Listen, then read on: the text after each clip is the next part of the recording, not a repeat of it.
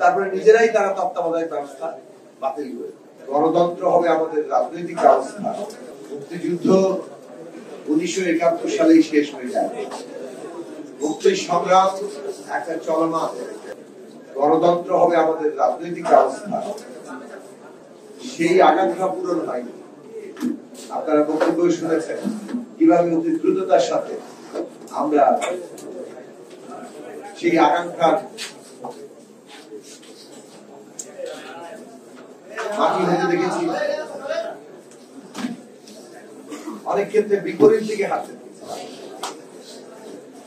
একদলীয় শাসন, গণতন্ত্রের হত্যা করা, মানুষের উপরে অত্যাচার নির্যাতনের রাজত্ব গড়ে তোলা, চাষের রাজত্ব কায়েম করা, এইসব আমরা দেখেছি।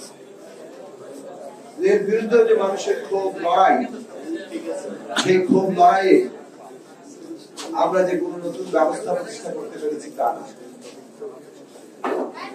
নানাভাবে চেষ্টা হয়েছে, বিক্ষোভ হয়েছে, শাসনের পর শাসন করতেছে, সেনা শাসন এসছে, গণতন্ত্রের লড়াই হয়েছে, নির্বাচন হয়েছে, কিন্তু মানুষের কাছে পরিবর্তন এই যে পরিবর্তনটা আসেনি, তার ফলে কিন্তু লড়াইও হয়েছে।